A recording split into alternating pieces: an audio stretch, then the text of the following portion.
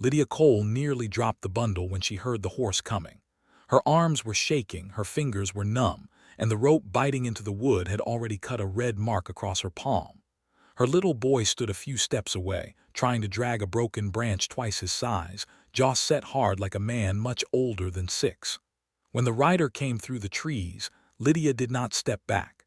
She stepped in front of her son. That was the sort of woman she had become. Thin, tired, hungry, and still ready to fight anyone who came too close. The cowboy reined in at once. He looked at the bundle in her arms, then at the boy, then back at her face. What he saw there made him go very still. He did not smile. He did not act soft. He just sat there with winter in his coat and a sadness in his eyes that looked older than the land itself. Then he swung down from the saddle, took one slow step forward and said, "You don't have to do that anymore." Lydia tightened her grip on the wood until the bark bit deeper into her skin. No man had ever said words like that to her without wanting something back. Behind her, her son Caleb pressed against her skirt and stared up at the stranger with wide, careful eyes. Lydia should have turned and walked away. She should have told him to mind his own business. But something in his voice made her stay.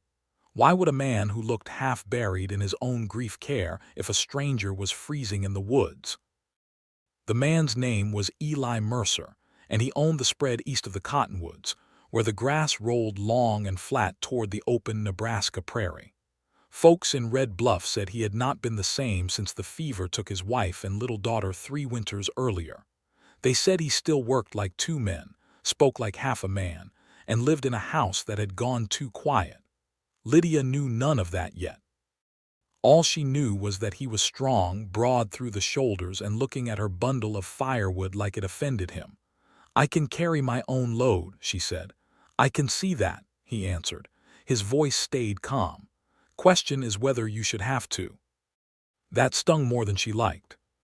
Caleb shifted closer behind her, and Eli's eyes dropped to the boy's bare ankles showing above worn shoes wrapped in cloth. He looked away fast, but not before Lydia caught the hurt on his face. It was not pity exactly. It was memory. She knew that look. People who had buried something precious carried it in their eyes even when they said nothing. Still, grief did not make a man safe. She had learned that the hard way long before she crossed into this county. "We're fine," she said. "No," he replied, plain and flat. "You are not." For a moment, anger flashed hot through her chest. It was easier to be angry than ashamed. Easier to stand straight than let a stranger see how near to breaking she felt. They had been living in the old Turner shack for 9 days now, patching holes with feed sacks and sleeping under 2 quilts that were too thin for the season. The roof leaked at one end. The stove smoked. Caleb coughed at night when the cold settled in deep. Fine was a lie, and both of them knew it. That was what made the truth so hard to hear. Eli reached for the bundle only after waiting for her to move. When she did not, he stopped. "If I wanted to take it from you, I'd have done it already," he said. "I'm asking." Lydia hated that the words sounded fair. She hated even more that her arms were trembling. Caleb looked from her to the cowboy and back again. "Mama," he whispered, "my hands hurt." That decided it. Lydia let the bundle slide from her arms into Eli's hands. He lifted it like it weighed nothing at all. Caleb watched him with open wonder, the way boys watched men who seemed built out of wood and weather. Eli bent and picked up the branch Caleb had been dragging, then nodded toward the path through the trees. "Show me where you're staying." Lydia should have refused. Every rule she had made since losing Samuel Cole told her not to trust quick kindness. Kindness had traps hidden in it more often than not. But Caleb's hands were red and the light was already turning thin. So she walked ahead of the stranger, stiff-backed and alert, listening to each step he took behind them. If he tried anything, she had a skinning knife in her pocket. She had used one before. The thought did not frighten her anymore. The shack stood in a clearing near a dry creek, leaning slightly to one side like a tired old man. Eli stopped when he saw it. His jaw tightened. He set the wood by the door, then looked up at the roof, the broken fence, the smoke leaking from the crooked stovepipe. Caleb slipped inside without waiting, eager for the little bit of warmth still holding in the room. Lydia stayed outside. She did not want this man seeing too much. Poverty looked worse when someone else measured it with their eyes. "This place won't hold through first snow," Eli said. "It has held this long." "That isn't the same thing." She folded her arms. "You always speak to strangers like you know better than they do." "When winter's a week away, yes." He said it without pride. That took some fight out of her. Eli walked to the side wall and pressed one hand against a loose board. It shifted under his palm. He looked back at her, not with triumph but with grim certainty. "You've got a child in there." "I know what I've got." Something changed in his face then. Not anger, not exactly. Just a hard, quiet pain that made him look suddenly older. "So do I," he said, and for the first time Lydia heard the wound under the words. He turned away from the wall and stood looking out past the trees as if the open country held things he did not care to name. She studied him more closely now. His coat had been mended at the cuff by a careful hand. His gloves were worn smooth. There was no whiskey on his breath, no restless shift that warned of trouble, no sly smile waiting behind his teeth. He looked like a man held together by chores and habit. She knew that kind of holding. It was the only kind she trusted. "What do you want?" she asked. He took a breath before answering. "Fence line on my west pasture needs mending. Barn door hangs wrong. Stock water's freezing at night and I need another pair of hands more than I need pride. You work, I pay. Food, wood, maybe cloth for the boy. Nothing free, nothing owed." Lydia almost laughed at that. Not because it was funny, because it was too sharp a fit for what she needed. He had dressed mercy up like labor and left her a path to take it without bowing her head. That meant he understood something about pride. A man who understood that could be dangerous because he knew where a person bent and where they broke. Or maybe, she thought, maybe he had once stood in the same place. "Why?" she asked again. Eli looked at the shack, then at her, then toward the door where Caleb's little shadow moved against the faded cloth they used for a curtain. "Because a boy should not be hauling deadfall in weather like this," he said. "Because a woman shouldn't have to split herself in half just to see morning come. Because I can help and I've spent too long pretending that not helping is easier." Lydia did not answer right away. Wind moved through the bare branches overhead. Somewhere in the distance, a crow called once and fell silent. She thought about the miles behind her, the debts left by a dead husband, the men who had smiled while naming the price she could pay in other ways. The nights on wagons and in church sheds and under strangers' roofs where she had slept with one hand on Caleb and the other on a knife. She had promised herself she would never again step into dependence so deep she could not climb back out of it. Then Caleb pushed open the door. "Mama, the fire's almost out." Eli glanced at the woodpile, then back at her. "I'll come tomorrow with a wagon," he said.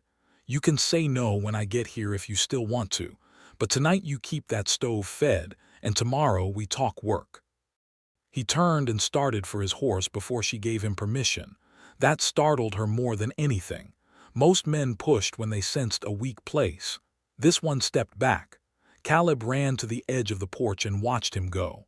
"Mama," he asked softly, "is he a good man?" Lydia looked at Eli Mercer climbing into the saddle like a man born there, shoulders broad against the pale evening sky. He did not look back at them. He just rode toward the open land as if he had already said all he meant to say. She pulled Caleb close and felt how small he still was under the patched coat. "I don't know yet," she said. But that night, as the wind worked at the loose boards and Caleb fell asleep beside the stove, Lydia kept hearing the same steady voice in her mind. "You don't have to do that anymore." She did not believe it. Not yet. Still, for the first time in many months, she let herself wonder what it might feel like if it were true. Eli came before sunrise. Lydia heard the wagon first, then the low sound of horses breathing in the cold. She was already awake, sitting by the stove with her shawl tight around her shoulders, listening to Caleb sleep. She had not rested much. Every time she closed her eyes, she saw some other man from some other town offering help with one hand while hiding a price in the other. By dawn, she had made up her mind to refuse him. Then she heard Caleb cough in his sleep and looked at the last of the split wood by the stove. Refusal felt less noble in the gray light than it had in the dark. When she opened the door, Eli was standing by the wagon with 2 sacks in his hands. He had hitched a match team, strong geldings with frost along their backs, and the bed of the wagon held lumber, tools, a coil of wire, and a barrel half full of water. Everything about the load spoke of work, not charity. He had thought it through. That unsettled her. Men who thought too far ahead either meant to help or meant to trap. Sometimes they were the same thing. "Morning," he said. "You came early. Fence doesn't mend itself." She looked at the sacks. "What's that?" "Oats and salt pork," he answered. "For the day's work. Hard to swing a hammer on an empty stomach." Lydia crossed her arms. "I didn't agree to anything yet." "No," he said, calm as ever, "you didn't." He set 1 sack on the wagon seat and moved to the back without another word. Then he began unloading boards onto the frosted ground beside the shack. It was a strange thing to watch. He was not forcing his way in. He was acting like time mattered more than argument. That made her angry for a second, then tired. Caleb appeared in the doorway behind her, rubbing sleep from his eyes. "Is he staying?" the boy asked. "For work," Eli said before Lydia could answer. "Only if your mother says so." Caleb looked up at Lydia. His face was still soft from sleep, but his eyes were hopeful already. Hope made her wary. It had gotten people killed. It had made widows of women and wanderers of boys. Still, she heard herself say, "For today." Eli nodded once, like the matter had been settled in a fair trade. "Good. First thing is that wall. Wind's coming through the north side too easy." They worked in cold air sharp enough to sting the throat. Eli showed her how to measure a board against the gap before cutting. He kept his instructions short. No wasted talk. No foolish softness. When she missed the line and cursed it under her breath, he only handed her the saw again and said, "Try it slower." That helped more than praise would have. Lydia had grown used to men either talking down to her or trying to impress her. Eli did neither. He worked beside her as if it were the most natural thing in the world for a woman in a patched coat to be fitting boards to a broken shack while her son sorted nails in the frost. Caleb followed Eli like a small shadow. He carried tools when asked, gathered wood chips into a pile, and watched every motion with wide attention. Now and then Eli would explain something to him in the same plain voice he used with Lydia. "See that grain," he said, crouching beside the boy with a split board in his hand. "If you fight the wood, it wins. Best thing is learn how it wants to break." Caleb ran a finger down the line in the wood, like a horse.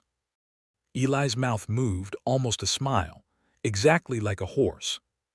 Lydia saw that and looked away fast. It had been too long since she had seen Caleb act like a child around a man. Too long since a man's voice near her boy had not made her tense. Her late husband, Samuel, had not been cruel, not at first. Just weak in the places life punished most. Cards, promises, drink, easy talk. By the end he had brought home more trouble than bread.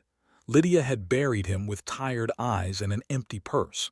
She had not cried much. She had been too busy planning how to survive what he left behind. By noon the north wall stood straighter, and the stove held heat better. Eli washed his hands at the barrel and passed Caleb a tin cup of water. Then he untied the food sack and set out salt pork, bread, and 2 apples that looked almost too fine to be real. Caleb stared at them like treasure. "These are wages," Eli said, not looking at Lydia, "for work already done." "You think of everything, don't you?" she said. "No," he replied. "If I did, my barn door wouldn't still be hanging crooked." That was the first time she laughed, though it came out rough and short. Eli glanced up, surprised. The sound seemed to startle him more than her silence ever had. For just a moment, the hard lines of his face eased. She saw the man he might once have been before grief settled into him and built its house. After they ate, he moved to the roof. Lydia held the ladder steady while he climbed with shingles tucked under one arm. Caleb stood below, passing up nails one at a time. The sky had gone pale and flat, the color it took before weather turned. Lydia felt it in the air before she saw the clouds. Winter was coming in earnest now. She told herself she was doing this for Caleb, for the warmth, for the food, for a few better days before the next hard choice. Yet each time Eli climbed down and met her eyes, something quieter stirred under that. Not trust, not yet, just the uneasy sense that she had been wrong about one thing. A person could get used to carrying everything alone so long that relief itself began to feel dangerous. By late afternoon, the shack looked less like a place waiting to die. The patched wall held firm. The roof no longer gaped at the corner. Eli braced the front step with a cut plank and fixed the latch on the door so it closed clean. When he finally stepped back, breathing hard, Caleb clapped once before seeming embarrassed. "It looks like a real house now," the boy said. "It always was," Lydia answered quickly. Eli wiped his hands on his trousers. "Now it has a better chance of proving it." He began loading the leftover tools back into the wagon. Lydia watched him in silence, trying to understand the ache in her chest. Gratitude was part of it. Shame was part of it too. She had done what she could. She had crossed counties, lied when needed, bargained when cornered, and kept her son fed more days than not. Still, one day beside this man had changed the look of her whole life. That was hard to bear. "You said fence work," she said. He glanced over. "Tomorrow. You still need it done." "I do." "Then we keep it fair." His eyes rested on her a moment. "All right." Caleb came closer, clutching one of the apples. "Can I go too?" "If your mother says yes." Lydia almost said no on instinct. Then she saw the light in the boy's face. It had been a long time since he had looked toward tomorrow instead of worrying about tonight. "You can go," she said, "if you stay out of the way." "I never get in the way," Caleb said, offended. Eli looked down at him. "Every boy says that." That nearly smile came again, small but real. Caleb grinned back like he had been handed a gift. As Eli climbed onto the wagon seat, Lydia stepped closer. "Why are you really doing this?" He held the reins loose in his hands. The horses stamped and tossed their heads, eager for home. For a moment she thought he would give her some plain answer about work needing doing. Instead he looked past her shoulder toward the shack, where Caleb had gone inside with the apple held in both hands. "My wife used to say a house can go cold long before the fire dies," he said. "Mine did." Lydia said nothing. He swallowed once and went on. "Helping you doesn't change what happened in my house. I know that. But when I saw your boy in the woods yesterday, I kept thinking of my little girl carrying kindling in both arms because she wanted to help her mother. She was all of 5 and stubborn as any grown man. I couldn't save her when sickness came. Couldn't save either of them. So maybe this is not noble. Maybe it's just a man getting tired of standing still while winter takes what it wants." The words settled deep, not pretty, not polished, honest enough to hurt. Lydia looked at him differently then, not as a threat, not yet as a friend, but as someone who knew what it was to lose the shape of a life and wake each day inside the wreck of it. "I'm sorry for them," she said quietly. Eli nodded once. "I know." He flicked the reins and the wagon started forward. Caleb ran to the porch to wave. Eli lifted one hand in return but did not turn around again.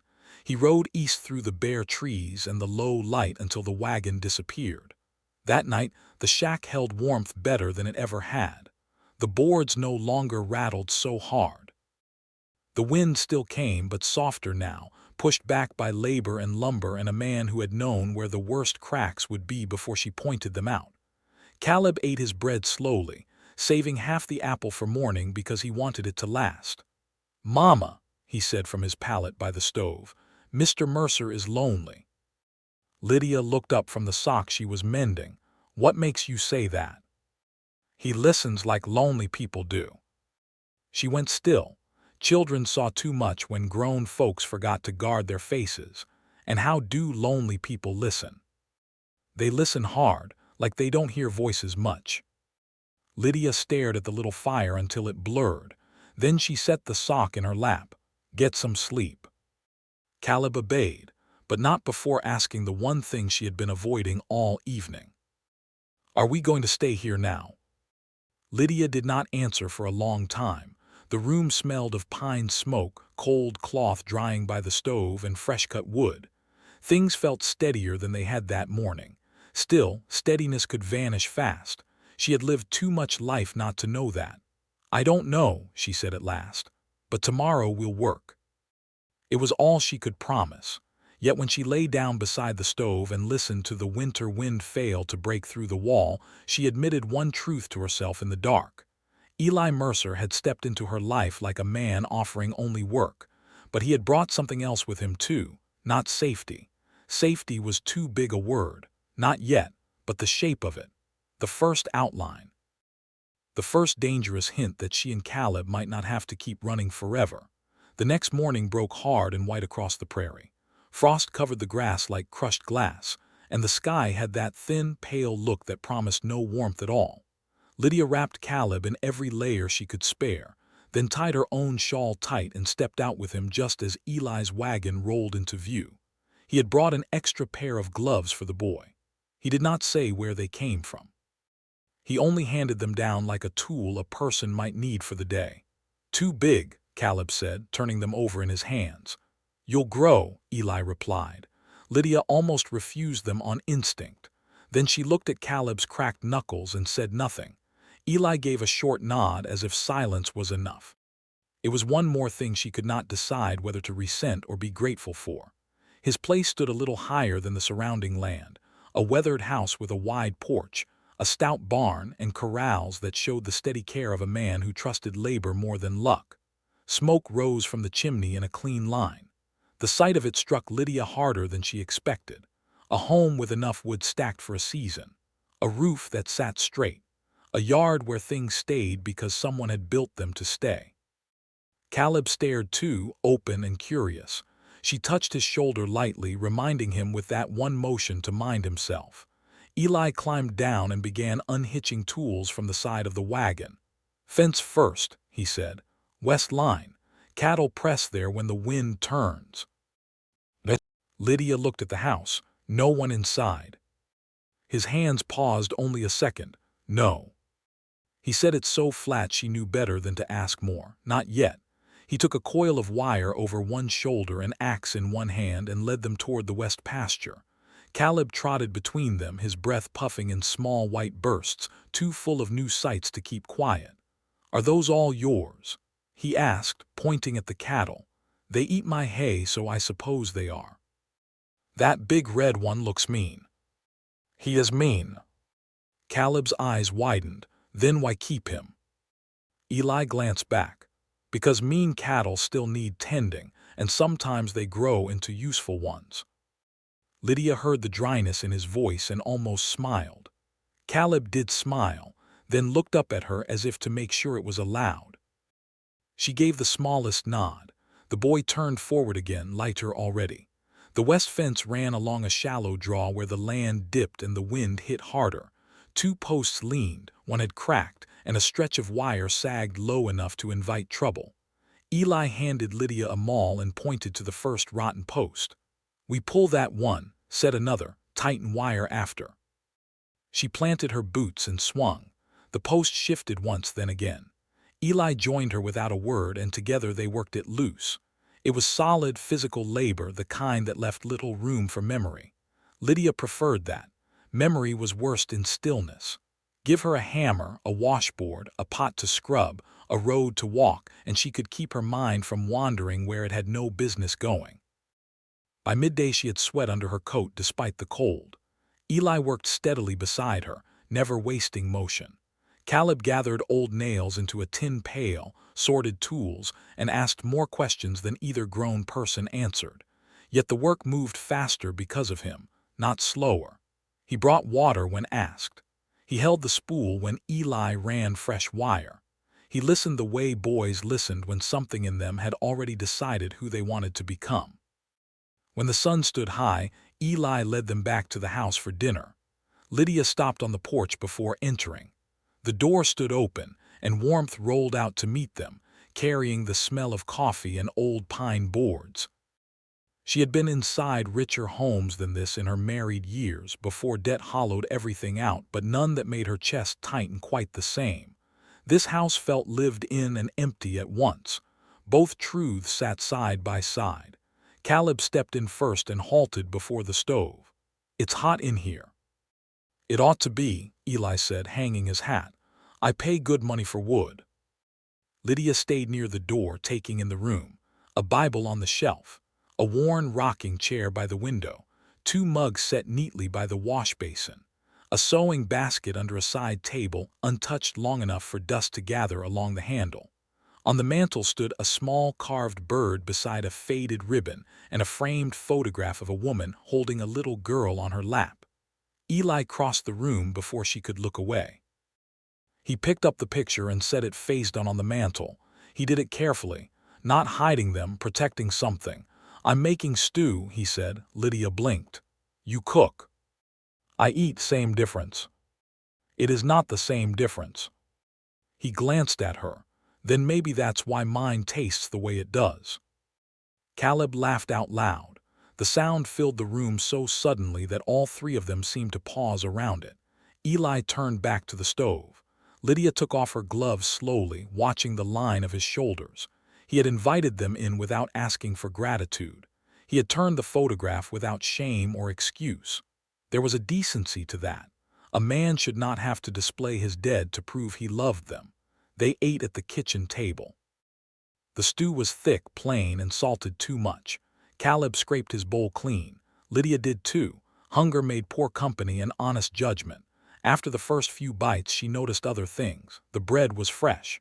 The table had been wiped down before they came in. There was a second spoon laid beside Caleb's place, smaller than the others, worn smooth from years of use. Eli saw her eyes rest there and moved it away before she spoke. "You don't have to do that," she said quietly. His hand stopped on the spoon. "Do what?" "Put every hard thing out of sight because I might see it." For a long moment he said nothing. Then he set the spoon in the drawer and leaned one hand on the table. "Maybe I do." The room went still. Caleb had found a wooden horse on the window ledge and was rolling it back and forth along the table edge, making soft snorting sounds under his breath. Lydia watched Eli watching the boy. That same old ache crossed his face, quick and sharp. She knew then that the spoon had belonged to the child in the photograph. A daughter, not a son. Something about that struck her harder than it should have. Men spoke differently of daughters, even when they loved sons too. Softer, usually. Or not at all if the loss had split them deep enough. "What was her name?" Lydia asked. He looked at her, guarded now, not angry, just caught open. "Rose." Caleb stopped rolling the horse. "That's a nice name." Eli nodded once. "It was." Lydia waited. When he did not say more, she let the silence stand. The old Lydia, the one before debts and roads and sleeping light as a hunted animal, might have asked gentler questions. This Lydia knew grief had to come of its own accord or not at all. You could not drag it into daylight without doing damage. After dinner, they went back out to the pasture. The sky had lowered, and a bitter wind came up over the draw. Eli set the last post while Lydia held it true. Caleb carried the hammer with both hands and nearly toppled under its weight when he insisted on helping. Eli steadied him with one hand at the shoulder. The touch was brief, natural. Caleb leaned into it for half a second before remembering himself. Lydia saw that too. She saw everything where her son was concerned. By the time the fence stood tight again, dusk had started to gather. Eli loaded the tools while Lydia brushed dirt from her skirt. The day's work had left her tired in a clean way, the sort that came from earning a meal, not running from fear. That made what came next harder. "I'm not taking food home tonight," she said before he could offer. He closed the tailgate of the wagon. "All right. You don't have to say it like you knew I would refuse." "I didn't know, I guessed." "Same thing." "No." He rested his hands on the wagon board. "Guessing leaves a person room to be wrong." The answer caught her off guard. Lydia looked away toward Caleb, who was standing by the porch with the wooden horse still in one hand. He had forgotten to leave it on the table. "Caleb," she called, sharper than she meant to. The boy froze. "I was bringing it back." Before Lydia could say another word, Eli stepped past her, crouched, and touched the horse's carved mane with one thumb. "You like horses?" Caleb nodded, guilty and hopeful all at once. "Then keep it here till tomorrow. You can use it while you're working on your sums." Lydia turned fast. "No, he doesn't take what isn't his." Eli rose slowly. "It was hers, Rose's. No one has touched it in 3 years." His voice stayed level, but there was a strain under it now. "I'd rather hear it knocking around in a boy's hand than sitting silent on a ledge." Caleb looked from one face to the other. Lydia felt the shame of her own hard tone burn up her neck. She stepped closer and lowered her voice. "I'm trying to teach him right." "I know," Eli met her eyes. "I'm trying to do something right, too." That took the fight out of her. Caleb still held the horse carefully, both hands around it as though it might break. Lydia nodded once. "Then say thank you." "Thank you, Mr. Mercer." Eli straightened. "We'll start the barn door tomorrow if the weather holds." Lydia looked at the darkening sky. Snow smell sat in the wind now. "And if it doesn't?" "Then you and the boy stay here till it passes." The answer came too quick, too certain. She felt herself stiffen at once. He heard it in his own words and rubbed a hand along his jaw. "I mean if you're already here when it breaks," he said. "No sense hauling a child back through storm." Lydia should have said no on principle. She should have put distance back between them. But she had grown tired of principle when it asked a boy to pay for it in cold feet and thin meals. "We'll see," she said. Eli nodded, accepting the half answer for what it was. He drove them back to the shack in near dark. Caleb fell asleep against her shoulder before the wagon reached the trees, one gloved hand still wrapped around the wooden horse. Lydia held him close and stared out at the land rolling past under the first gray hint of coming snow. Eli sat ahead of them, broad and steady on the wagon seat, saying nothing, leaving room for her thoughts. That silence did more to shake her than any speech could have. Too many men filled silence with claims. Eli Mercer seemed willing to let it breathe. When he stopped outside the shack, he climbed down and lifted Caleb without waking him. Lydia opened the door. Eli carried the boy inside and laid him on the pallet by the stove as carefully as if he were made of glass. Caleb stirred once and settled again, still clutching the toy horse. Eli stood looking down at him. "He's a good boy." "Yes," Lydia said, "he is." Eli turned toward the door. At the threshold he stopped. "There's weather coming hard," he said. "If I ride over tomorrow and tell you it's bad, don't argue with me." Lydia almost told him she always argued. Instead she said, "We'll see." Again that small nod. Again that quiet acceptance of what she could give and no more. Then he stepped out into the cold. Lydia barred the door after him and stood for a moment with her hand on the latch. The room was still, save for Caleb's breathing and the soft crackle from the stove. She looked at the patched wall, the stronger roof, the little toy horse in her son's hand.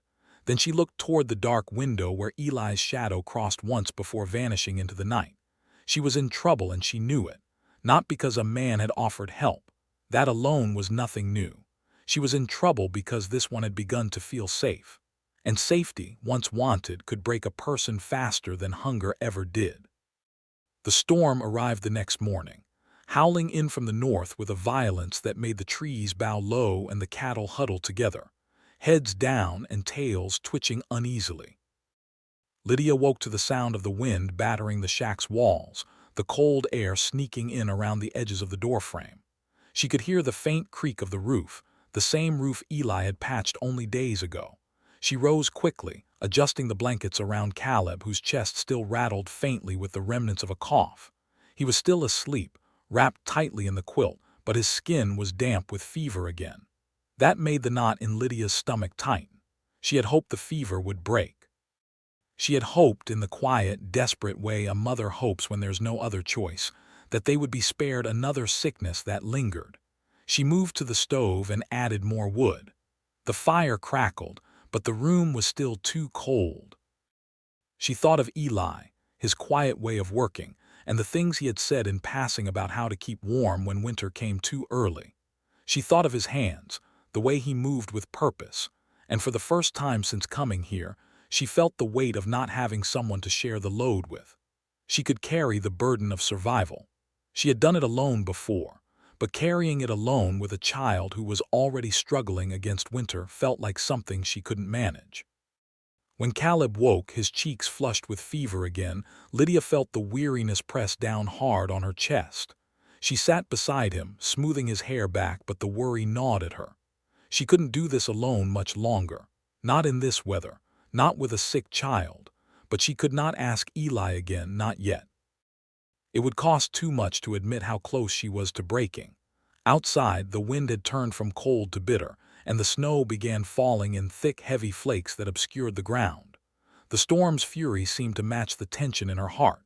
Every time Caleb coughed, her thoughts spun into darker places, and she knew the fever needed medicine quick. She had no choice but to go to town, but the storm was making that impossible.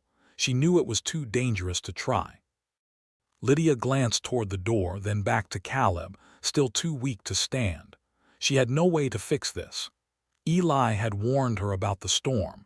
He had said it would be bad, but Lydia refused to face it. She had been taught never to depend on anyone, never to ask for help, and she had kept to that rule until now, until her son's fever became too much. That was when she heard the knock. Lydia froze, staring at the door for a moment, wondering if she had imagined it. There was no mistaking the sound. Someone was outside. She scrambled to her feet and Caleb stirred, blinking slowly awake as she hurried to the door. She opened it cautiously. The wind rushed in first, stinging her face with snow. Through the blowing whiteness she could make out a silhouette on horseback, the figure of a man standing against the storm. Her heart jumped into her throat. "Mr. Mercer." She called out, her voice trembling. Eli stood there, his shoulders hunched against the wind, his face grim but determined. He didn't wait for an invitation. He stepped inside, brushing the snow from his coat and hat. "The storm's too bad," he said, pulling his gloves off and setting them down. "I thought you might need help." Lydia closed the door behind him, still staring at him in disbelief. He was drenched in snow, but there was something about the way he looked at her, steady, resolute, that pushed the panic back down. I didn't ask for help," Lydia stammered, her hands wringing together. "I know," Eli said quietly, "but I came anyway." He moved toward Caleb's pallet, where the boy was now awake, watching him with wide, tired eyes. Eli crouched down beside the boy without hesitation, checking his forehead and the color in his cheeks. "How's he doing?" Eli asked, his voice low. "He's burning up again," Lydia whispered, her heart in her throat. "I don't know what else to do. The fever's too much for him." Eli nodded, standing up slowly. "You need to get him warm. I'll go back to town and fetch what I can." "Town?" Lydia's voice cracked. "But it's too far, the storm." "I know." Eli looked at her, his eyes steady. "But you need medicine. I can get it." Lydia's breath caught. She had no other choice. The storm had cut off the roads, the snow was falling faster than ever, and she had no way of getting Caleb the help he needed. She opened her mouth to protest, but the words died in her throat. Eli had already made up his mind. He was already preparing to leave. "I'll be back as fast as I can," he said, grabbing his coat from the rack. Lydia stepped forward, her body tense. "No, Eli, please, it's too dangerous." But he was already walking toward the door. "I'll make it," he said, his voice firm but gentle. "Stay with him, keep him warm. I'll be back before nightfall." Lydia couldn't stop him. She couldn't ask him to stay. Her pride was buried under the weight of her desperation, and she swallowed it down, the tightness in her throat choking off any protest. "Come back safely," she whispered. Eli turned, his face set. "I will." And with that, he was gone. Lydia stood in the doorway for a moment, staring at the empty yard, the wind carrying his silhouette until it disappeared into the storm. Then she closed the door, feeling the weight of the house settle around her like a thick fog. The storm raged outside, but inside the shack, Lydia turned back to Caleb, who was watching her with concern in his tired eyes. She sank down beside him, gathering him into her arms as the cold closed in from every side.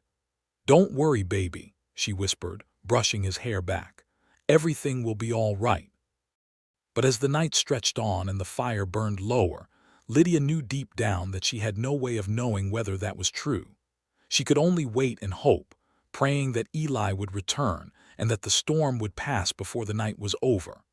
The next few hours felt like days, the wind howling outside while Lydia kept the fire going and Caleb lay curled up beside her, too tired to stay awake. She kept glancing at the door, hoping for the sound of horses' hooves, for Eli to come back with the medicine for some kind of relief. But no one came. Night fell hard and still there was no sign of Eli. Lydia could feel the hours slipping away, the fear creeping in. What if something happened to him out there? What if the storm had caught him too? Her hands were shaking now, not from the cold but from the weight of it all. She had no choice but to wait. But even as she waited, she knew she couldn't carry this burden alone anymore. She needed Eli, not just for Caleb's sake, not just for the medicine, but because, in that moment, with the fire crackling low and the storm tearing at the walls, she had realized something important. For the first time since losing Samuel, she had allowed herself to believe in something, in someone. She had allowed herself to believe in Eli Mercer. The wind howled through the night, pushing the snow against the windows and leaving thick drifts in the yard. Lydia didn't know how long she sat there beside Caleb, just listening to the storm rage outside, feeling the weight of every moment stretch between them. The fire was fading, the warmth that had filled the room now just a whisper against the cold creeping in from every corner. The silence in the room felt deeper with each passing minute. Every sound, from the crackle of the fire to Caleb's shallow breaths, seemed too loud. The storm outside had become the world, unyielding, unforgiving, isolating. She glanced again at the door, willing herself not to imagine the worst. She kept hoping that Eli would walk back through it, covered in snow but carrying the relief she needed. Her hands trembled as she folded Caleb's blanket tighter around him. His fever had not broken. It hadn't even eased. And each time he coughed, her heart sank a little deeper. Lydia tried not to think about it, but she could not help it. Every cough, every sound from Caleb sent her back to that night with Samuel. The illness that had taken him, the helplessness of watching someone you loved slip away, knowing you couldn't stop it, knowing you had no power to change it. She shook her head sharply, trying to push the memory away. Caleb needed her now. He needed her to be strong, not lost in the past. Her eyes moved back to the window again. The night was pitch black outside, save for the flicker of the storm, the snow heavy, almost as if the world was being swallowed whole by the cold. There was no sign of Eli, no sign of anything but the storm. A knock at the door startled her. Her breath caught, and before she could even move, the door creaked open, cutting through the silence like a knife. "Mr. Mercer." She breathed, her voice barely more than a whisper. Eli stood there in the doorway, framed by the swirling snow. His face was weathered, his coat drenched in snow, and his eyes were strained with exhaustion. He had clearly pushed himself hard through the storm, but he was there. He was back. Lydia felt the tightness in her chest loosen as she let out a long breath. "I told you I'd be back," Eli said softly, though his voice was rough with fatigue. "Had to make sure I could get what I needed." Lydia barely noticed him shaking the snow off his coat as he stepped inside. She felt like the world outside had disappeared when he walked in, and for the first time in hours, she allowed herself to breathe. "Caleb's still burning with fever," she said quickly, her voice tight with worry. "He needs the medicine." Eli nodded, pulling a small bundle from under his coat. He set it on the table, a few bottles of herbs, some dried leaves, and a small jar of something that Lydia immediately recognized as willow bark. "I didn't want to risk town being closed. The storm's got everyone holed up," he said. "But I got this." Lydia moved closer to him, her heart lifting. "This is enough?" she asked, her voice low. "It will be for now," Eli answered. "But we'll need to keep him warm, keep him close." Lydia nodded, pulling Caleb closer to her chest as Eli moved around the room, setting the jar of willow bark by the stove. He opened it carefully, measuring out the right amount. "Once we get the medicine into him, we'll make sure he rests," Eli said. "The fever should break if we're careful." Lydia watched him move, his quiet efficiency calming her nerves. He wasn't rushing, wasn't panicking, just working with steady hands. He had always been like that. Even when he had spoken with her earlier about repairing the fence or bringing supplies, it had never been frantic. It was as though he trusted the work to take care of itself, and that was a confidence she had never known in a man before. She glanced down at Caleb, his little face flushed with fever, his breath shallow. She felt a fresh wave of fear, but this time she couldn't let it take her. She had someone else to rely on now, and for the first time she was allowing herself to accept it. As Eli worked, Lydia helped where she could, holding Caleb's hand while Eli prepared the tea. It wasn't much. It wasn't a miracle cure, but it was the best they had. She could feel Caleb's small hand gripping hers, his body restless, and the sound of his breathing seemed to echo in the room. "You're doing good, Caleb," she whispered, brushing a lock of hair from his forehead. "This will help you feel better. I promise." Eli was careful as he lifted the spoonful of the mixture to Caleb's lips. The boy stirred slightly but did not wake completely, just enough to swallow the medicine. His tiny hand tightened around Lydia's as he drifted back into a light sleep. "That's it," Eli said softly, pulling the blankets tighter around Caleb. "Now we let it work. It won't take long." Lydia didn't speak for a while, just watching Caleb's chest rise and fall. It felt like hours before she finally allowed herself to exhale. The storm outside still raged, but inside the shack, the warmth from the fire and Eli's presence wrapped around them like a cocoon. "I didn't expect you to come back," Lydia said quietly. "Not in this weather." Eli glanced at her, his eyes tired but kind. "You needed help." What? Lydia didn't know how to respond to that. There was so much she wanted to say, but she didn't know if she had the words for it. She had learned long ago that asking for help was a dangerous thing, a weakness in a world that didn't care about weakness. But Eli had made it seem natural, like it wasn't a decision that would cost her anything. "I don't know how to thank you," she said, her voice thick with emotion. "You've done more than I expected." Eli paused, his hands still as he worked to stoke the fire. "Don't thank me, it's what people do. We help each other when we can." There was a tenderness in his voice that took her by surprise. It wasn't something she had expected from him, not after everything he had been through, but it was there, steady and quiet. And for a moment, Lydia felt the distance between them shrink. She looked up at him, meeting his eyes. "I don't know how to trust people anymore." "I get that," Eli said softly, his gaze never leaving hers. "But you don't have to trust me all at once. Just trust me enough to let me help. That's all I'm asking." Lydia swallowed, nodding slowly. "I'll try," she whispered, more to herself than to him. Eli gave a small nod in return. He didn't try to fill the space with more words, just letting the quiet between them settle like the storm outside. Caleb shifted in his sleep, and Lydia pulled the blanket closer around him. When she glanced back at Eli, she saw something in his face that surprised her. It wasn't pity. It wasn't sorrow. It was something gentler, something almost familiar. A man who understood what it was like to live with loss, to live with the quiet weight of grief and still keep moving forward. "I'll be here when you need me," Eli said, his voice quiet, reassuring. "You don't have to carry it alone." Lydia closed her eyes for a moment, feeling the truth of his words settle deep in her chest. She didn't have to do it all by herself anymore. And maybe, just maybe, that was a promise she could learn to believe in. The wind howled outside, but inside the shack the fire crackled warm, and for the first time in a long time, Lydia allowed herself to let go of the cold. The storm lasted for 3 days, relentless and unyielding, but Caleb's fever began to break on the second night. The medicine Eli had brought worked its way through the boy's small body, easing the heat from his skin and settling the rattling breath in his chest. By the third day, Caleb was awake, his eyes clear, though he still felt too weak to move much. Lydia spent the day by his side, her heart lightening with every passing hour as she saw the fever lift.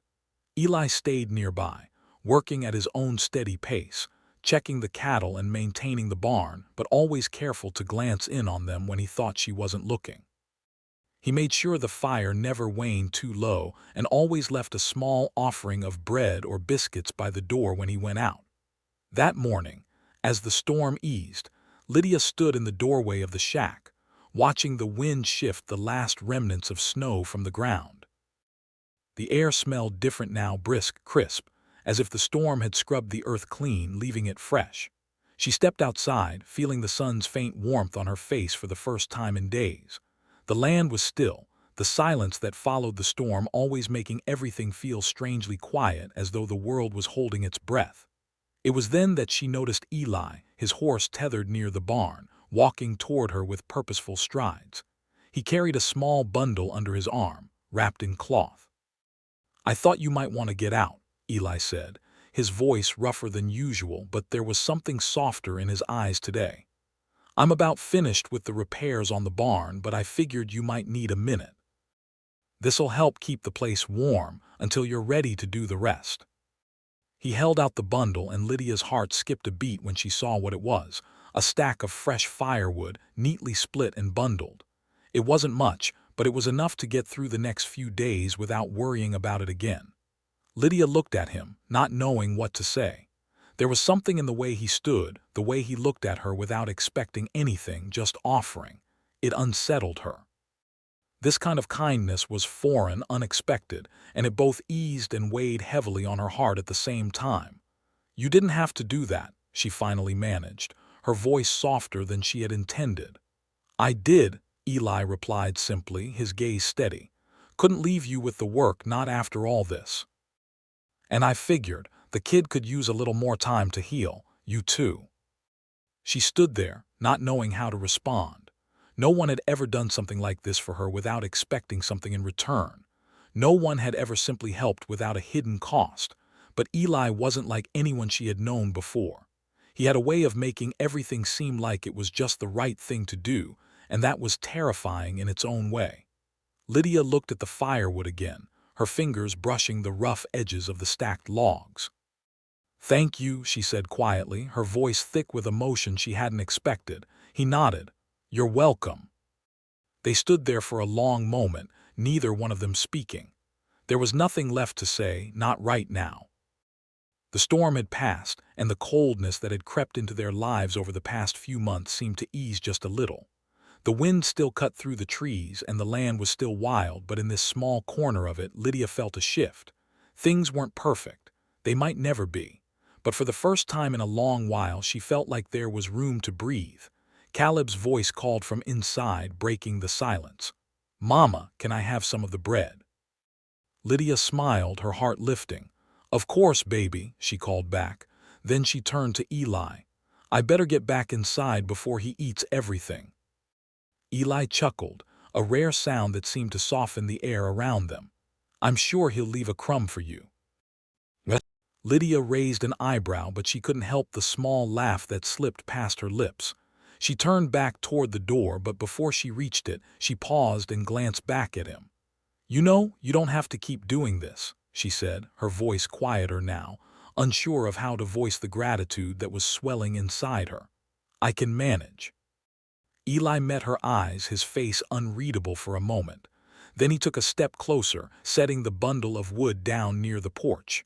"You're not alone anymore," he said simply. "You don't have to do it all by yourself, not if you don't want to." Lydia swallowed hard, feeling something shift inside her chest, something that felt too big to hold but too fragile to break. She nodded once slowly, but said nothing more. There were no words for what she was feeling, no way to explain how much it meant just to hear someone say that, to hear someone offer help without strings, without hesitation. Inside, Caleb was sitting at the table, his legs hanging off the edge, a piece of bread in his hands. He smiled when he saw her, but his gaze flicked to the bundle of wood outside, and he looked up at her with wide, hopeful eyes. "Mama, do you think we could go to the creek tomorrow?" he asked a little hesitantly. "I want to see if the fish are moving." Lydia smiled softly, feeling a tightness in her chest at the thought of normal things, things she hadn't dared think about for so long. "Maybe," she said, her voice warm with affection. "Maybe we'll go tomorrow." What? As she set the bread on the table for Caleb, Eli stepped inside. He didn't say anything, just stood quietly in the doorway watching them. There was something in his presence, something steady, something that made everything feel just a little more possible. Lydia looked up at him, meeting his gaze. "You're still here," she said, her voice barely a whisper. Eli's eyes softened, but he didn't speak for a moment. Then he answered quietly, "I'll be here, Lydia, as long as you need me." The words hung in the air between them, simple but profound. She didn't know what the future would hold, and maybe she wasn't ready to face everything yet. But in this moment, she didn't feel so alone anymore. The fire crackled in the stove, its warmth spreading through the room, and outside the wind was still blowing. But inside the shack, a small sense of peace settled between them. Caleb was smiling at his bread, Eli was standing silently by the door, and for the first time in a long time, Lydia allowed herself to hope. The house was full of warmth, and for the first time in years it didn't feel empty.